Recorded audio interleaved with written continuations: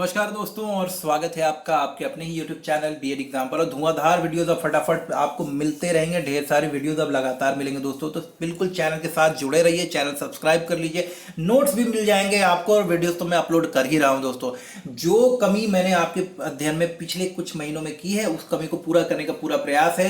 PDF notes वगैरह के लिए आप प्लीज व्हाट्सएप पे मुझे मैसेज करिए, लेकिन प्लीज सब्जेक्ट का नाम जरूर बताया करें। आप लोग मैसेज तो करते हैं लेकिन सब्जेक्ट का नाम नहीं बताते। उसके बाद सब्जेक्ट के साथ साथ देखिए मैं आपको ये भी साफ साफ बता देता हूं कि जो नोट्स मैं आपको शेयर करता हूं उसकी लैंग्वेज को भी आपको बताना बहुत जरूरी होता है। तो आप मुझे टेलीग्राम पर मैसेज कर सकते हैं, आप मुझे व्हाट्सएप पर भी मैसेज कर सकते हैं। कुछ नोट्स देखिए, ज्यादातर नोट्स मेरे फ्री हैं, लेकिन अगर आपको कंप्लीट नोट्स चाहिए होंगे तो वो पेड नोट्स होते हैं और उसके बारे में आप कैसे बात कर सकते हो वो सारी चीज आप मुझे कॉल करके बात कर सकते हैं। ऐसा नहीं कि बहुत ज्यादा मूल्य है, तो सिंपल सा ही कॉस्ट होता है तो आप ले सकते हो, लेकिन मैं आपको सजेस्ट नहीं कर रहा हूं कि आप वही लो। आप चाहो तो सिंपल वीडियोस भी देख सकते हो और ये भी PDF कंटेंट भी आप यूज कर सकते हो, लेकिन वहां पर वो सारी चीजें सिस्टमैटिक तरीके से होती हैं और एक जगह मिल जाएंगी, तो कहीं ना कहीं वो आपके लिए यूजफुल जरूर रहता है। तो अगर आपको लगे कि आपकी जरूरत है तो आप पेड नोट्स के लिए प्लीज मुझे कांटेक्ट कर सकते हैं। अदरवाइज मेरे वीडियोस में भी आप बहुत कुछ सीख सकते हो, तो आप जैसा समझे वैसे आप मुझे कांटेक्ट कर लीजिए। लेकिन कोई डाउट हो तो कमेंट करिए, कोई पर्सनल क्वेश्चन हो, व्यक्तिगत क्वेश्चन हो तो भी कमेंट कर सकते हैं आप लोग, और चाहे तो आप मुझे जब तक आपकी एग्जाम चल रहे कभी भी कॉल कर लीजिएगा। चलिए आगे बढ़ते हैं, यूनिट को स्टार्ट करते हैं। पहला टॉपिक है, मैंने एक दो वीडियोस में आपको समावेशी शिक्षा के बारे में बताने का प्रयास किया है। इस वीडियो में मैं बताने वाला हूं कि विशिष्ट बालक किसे कहते हैं। ठीक है, विशिष्ट बालक कहने से पहले मैं आपको सबसे पहले बताऊंगा कि विशिष्ट होता क्या है। देखिए ध्यान रखिएगा कि जब हम बोलते हैं विशिष्ट, जब मैं ना अभी बीएड नहीं कर रहा था और जब ये विशिष्ट बालक के बारे में अभी तक अध्ययन नहीं किया था, तो मेरे लिए भी जो है ये ज्ञान अधूरा था। तो मेरे मतलब था विशिष्ट का मतलब, स्पेशल का मतलब होता था कि मतलब बहुत बढ़िया। मेरे लिए विशिष्ट का अर्थ मात्र और मात्र था बहुत बढ़िया।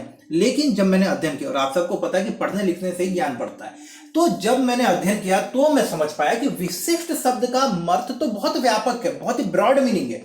विशिष्ट का स्पेशल का मतलब वो होता है जो कि सामान्य नहीं है। अर्थात हम आप जो देखने में सामान्य लगते हैं, अगर हमारे और आपसे अलग कोई दिख रहा है, चाहे उसका व्यवहार अलग है, तो वो विशिष्ट है। उदाहरण के लिए, जिस व्यक्ति का जो व्यक्ति शारीरिक रूप से विकलांग है, जो व्यक्ति जो है मानसिक रूप से विकलांग है, या जो बहुत एक्सपर्ट है, बहुत ज्यादा प्रतिभाशाली है, बहुत ज्यादा आप बोलते हैं ना कि मेरिटोरियस है, वो भी क्या है आपका जो है विशिष्ट है। कारण हर आदमी मेरिटोरियस नहीं होता और हर एक आदमी जो है शारीरिक रूप से विकलांग भी नहीं होता है। तो ज्यादातर लोग क्या होते हैं, सामान्य होते हैं। तो जो सामान्य है, यानी कि ज्यादातर जो आबादी होती है हमारे समाज में, हमारे देश में, हमारे विश्व में, वो सामान्य लोगों की। तो इन सामान्य लोगों के अलावा जो बहुत बढ़िया है, सामान्य से बहुत बढ़िया है, और जो सामान्य से किसी भी कारणवश जो है थोड़े कम है व्यवहार में, योग्यता में, उन दोनों ही श्रेणी के लोगों को जो है हम क्या कहते हैं, विशिष्ट कहते हैं। आइए मैं आपको डायग्राम से बता देता हूं। चलिए ये देखिए, मैं यहाँ पे डायग्राम बना देता हूं कि देखिए ये नॉर्मल लोग हो गए हम लोग। ठीक है, ये लाइन ड्रॉ कर दी मैंने। अब नॉर्मल अगर 0 पे है तो 0 से आप जितना भी प्लस इधर बढ़ते जाओगे इस एक्सिस पे, इधर पे 1 2 3 4, ये सब जो है एक्सेप्शनल और टैलेंटेड लोग हो गए। और इधर भी जब आप बढ़ोगे -1 -2, यानी कि जब इस दिशा में भी नॉर्मल से जब आप नकारात्मक यानी कि कम की ओर बढ़ोगे तो भी, तो ये दोनों जो साइड होते हैं ना, इधर वाले और इधर वाले, ये दोनों लोग क्या कहलाते हैं, स्पेशल कहलाते हैं, एक्सेप्शनल कहलाते हैं, विशिष्ट कहलाते हैं। उम्मीद करता हूं ये बात समझाने में मैं आपको सफल हो गया हूँगा। बड़ी मेहनत लगती है, लेकिन अच्छा उदाहरण मैंने ढूंढ ढांड के निकाला। मतलब ये 1-2 लाइन आपको समझाने के लिए ना मुझे अध्ययन करना पड़ा। हो सकता है आप लोगों को तो पहले से ही पता होगा तो माफ करिएगा। नहीं पता चला है तो अच्छी बात है कि मेरे जैसे आप भी जो है एनलाइटेड हो गए महात्मा बुद्ध की तरह छोटे से चीज के लिए। तो चलिए फटाफट से स्टार्ट कर लेते हैं। ये कॉन्सेप्ट एक्चुअली आपको समझना चाहिए, विशिष्ट होता क्या है। तो विशिष्ट अगर आप समझ गए, अगर अच्छा लगा होगा तो लाइक जरूर कर दीजिएगा। चलिए बात करते हैं विशिष्ट बालक क्या होते हैं और ये कितने प्रकार के होते हैं। देखिए विशिष्ट बालक, जैसा कि मैंने आपको बताया, जो सामान्य से अलग है। अब आपको ना समझने में आसानी हो जाए। तो विशिष्ट बालक ये वो बालक होते हैं जो मानसिक और बौद्धिक विकास की दृष्टि से सामान्य बालकों से पर्याप्त मात्रा में भिन्न होते हैं। जी हाँ, देखिए यहां पर इस वर्ग में प्रतिभाशाली तथा उच्च गुण वाले बालक भी आते हैं और इसके विपरीत मंदबुद्धि बालक, पिछड़े हुए बालक, समस्यात्मक बालक, बाल अपराधी, शारीरिक रूप से विकलांग, मानसिक रूप से विकलांग, आर्थिक रूप से पिछड़े व्यक्ति, हर एक प्रकार का व्यक्ति जो कि सामान्य नहीं है वो जो है विशिष्ट बालक की श्रेणी में आता है। देखिए जो चीज हमने अभी डिस्कस करी थी, अगर उसको आपने समझ लिया होगा तो ये सामान्य सी परिभाषा आपको याद करने की जरूरत नहीं, आप लिख सकते हो। चलिए इनके प्रकार के बारे में चर्चा करते हैं। ठीक है, थोड़ी डेफिनेशन भी देख लेते हैं, एग्जाम में आता है ना कई बार, 2 नंबर में आए तो ये लिख दीजिएगा। विशिष्ट बालक, विशिष्ट बालक की परिभाषा देखिए क्रो एंड क्रो के अनुसार इनकी परिभाषा याद रखिएगा, बहुत इंपॉर्टेंट है इनका, तो खैर बाल विकास में बहुत ही योगदान है। वह बालक जो मानसिक, शारीरिक, सामाजिक और संवेगात्मक यानी कि इमोशनल रूप से अपनी विशेषताओं में औसत से विशिष्ट हो और यह विशिष्टता इस स्तर की हो कि वह उसके विकास की क्षमता की उच्चतम सीमा तक पहुंचने के लिए विशेष प्रशिक्षण की आवश्यकता हो, तो हम इन्हें विशिष्ट बालक कहते हैं। देखिए इसको मैं आपको और सिंप्लीफाई कर देता हूं। मैंने आपको बोला ना कि शारीरिक, मानसिक, सामाजिक और संवेगात्मक रूप से अगर सामान्य बालक की तुलना में कोई इतना ज्यादा मतलब उसके अंदर इतना ज्यादा अंतर है कि उसे एक दूसरे की मदद लगती है। अब मान लीजिए बहुत ही ज्यादा मेरिटोरियस स्टूडेंट है, तो अगर वो साधारण पाठ्यक्रम ही पढ़ता रहेगा तो क्या वो साइंटिस्ट, क्या वो इंजीनियर, क्या वो कोई ऐसा विशाल या ऐसी कोई खोज कर पाएगा जो कि सामान्य स्तर पर किया जा सकता नहीं, तो उसे विशेष सहायता की जरूरत पड़ती है। इसी तरह से शारीरिक, मानसिक विकलांग लोग हैं, जो पिछड़े लोग हैं, अगर उनको सामान्य लोगों की तरह ही अगर हम उनको सुविधाएं देंगे तो क्या वो विकसित हो पाएंगे? नहीं, तो इन्हें सहायता की जरूरत पड़ती है। तो यहां पर वही लिखा है, क्रो एंड को ने कहा कि जो लोग मानसिक, शारीरिक, सामाजिक और संवेगात्मक दृष्टि से अपनी विशेषताओं में औसत से विशिष्ट हों और उनकी विशिष्टता का स्तर कुछ ऐसा हो कि जिनके विकास के लिए उन्हें विशेष सहायता की आवश्यकता पड़ता हो, उन्हें हम विशिष्ट बालक कहते हैं। उम्मीद है कि इस बात को मैं समझा पाया हूंगा आपको। टेलफोर्ड के अनुसार देखिए जो भी यानी कि मतलब बहुत ज्यादा होनहार बच्चे और जो औसत से कम होनहार बच्चे हैं, मंद बुद्धि या धीमी गति से सीखने वाले हैं बच्चे, उनके बारे में बात करें। टेलफोर्ड के अनुसार उक्त दोनों प्रकार के विशिष्ट बालकों की विशेषताएं निम्न कथन के द्वारा प्रकट होती है। शब्द विशिष्ट बालक उन बच्चों के लिए प्रयुक्त होता है जो सामान्य बालकों से शारीरिक, मानसिक, संवेगात्मक और सामाजिक विशेषताओं में कुछ इस सीमा तक भिन्न होते हैं कि उनकी क्षमताओं का अधिकतम विकास करने के लिए विशेष प्रकार की सामाजिक एवं शैक्षिक सेवाओं की आवश्यकता करनी पड़ती है। समझ में आ रहा होगा आपको? समझ में आ गया हो तो वीडियो लाइक कर दीजिएगा। ये सब डायलॉग मैंने अभी सीखे हैं क्योंकि आप लोग लाइक नहीं करते हो यार, और थोड़ी मेरी भी गलती रहती है, बट अगर कंटेंट अच्छा लगता हो तो लाइक जरूर करिए। चलिए विशिष्ट बालकों के प्रकार की ओर चलते हैं। और दोस्तों अगर इसका पीडीएफ अगर आपको चाहिए हो तो प्लीज मुझे मैसेज कर दीजिएगा, और कंप्लीट नोट्स के लिए जैसा मैंने आपको पहले बताया कि आप मुझे कंप्लीट नोट जो कि पेड नोट्स हैं उसके लिए आप मुझे कांटेक्ट कर सकते हो।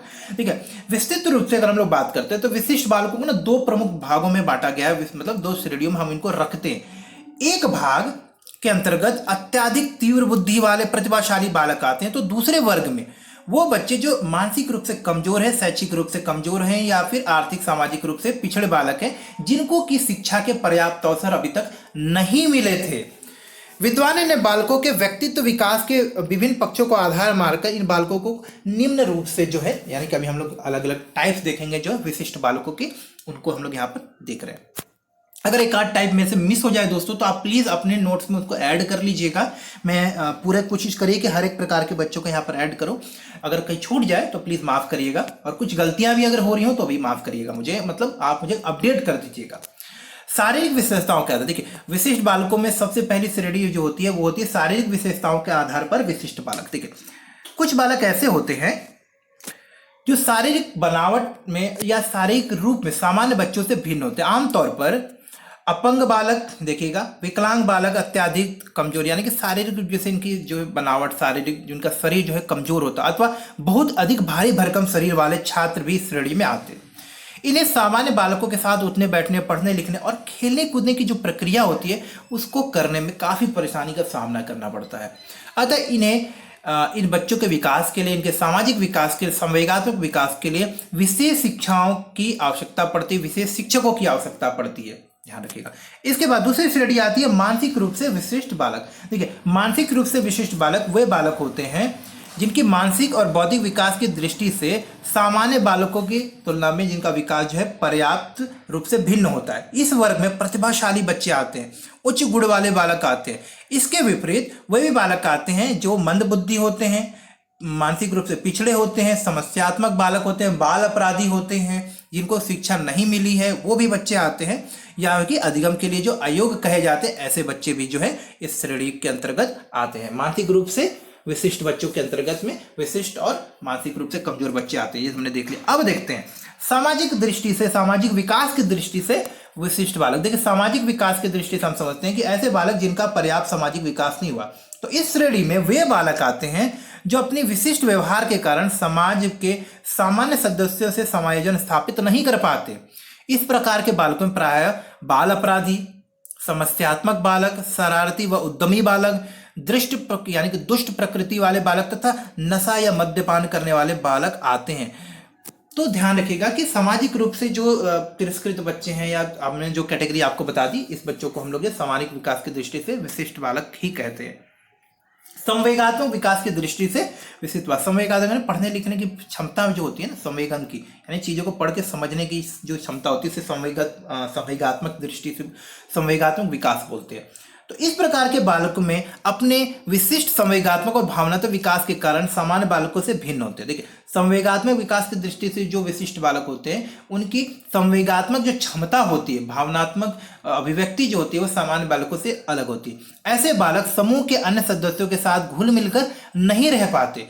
ये बालक प्रायः अत्यधिक अंतर्मुखी या बहुत ज्यादा बहिर्मुखी होते हैं, अथवा मुंहफट होते हैं, या बहुत ज्यादा संकोची होंगे, शर्मीले होंगे, या अत्यधिक क्रोधी होंगे, व्यक्तिगत रूप से परेशान होंगे या चिंताग्रस्त रहने वाले होते हैं। ये सारी इनकी विशेषताएं हैं। तो संवेगात्मक दृष्टि यानी कि जो व्यवहार में, इमोशन में, संवेग में, बोलते हैं ना कि भावनाएं जिनकी कंट्रोल में नहीं होती, भावनात्मक रूप से जो अशांत लोग होते हैं, उनकी बात करें तो अगर ऐसे बच्चे होते हैं, इनको भी हम विशिष्ट बालक की श्रेणी में ही रखते हैं। तो विभिन्न प्रकार के विशिष्ट बालकों का वर्गीकरण करने में अनेक प्रकार की व्यवहारिक कठिनाइयां भी सामने आती। कभी कभी एक ही बालक में विभिन्न प्रकार की विशेषताएं भी पाई जाती हैं। उदाहरण के तौर पर देखिए, मैं बहुत इंपॉर्टेंट बात बता रहा हूं आपको कि उदाहरण के तौर पर अत्यधिक शरारती बालक अक्सर बहुत से कार्य करने में आगे भी निकल जाते हैं। इसी प्रकार से बहुत सारे समस्यात्मक बालक अगर होंगे, वो अपनी विशिष्ट प्रतिभा का समयक विकास न हो पाने के कारण जो है शरारती या समाज के लिए बाधक बन जाते हैं, जबकि वास्तव में वो शरारती होते नहीं। यही बात विकलांग या अंग भंग छात्रों के लिए भी कही जाती है। प्राय ऐसा माना जाता है कि जिस व्यक्ति का कोई एक अंग निष्क्रिय हो जाता है, उसका दूसरा अंग अधिक सक्रिय हो जाता है।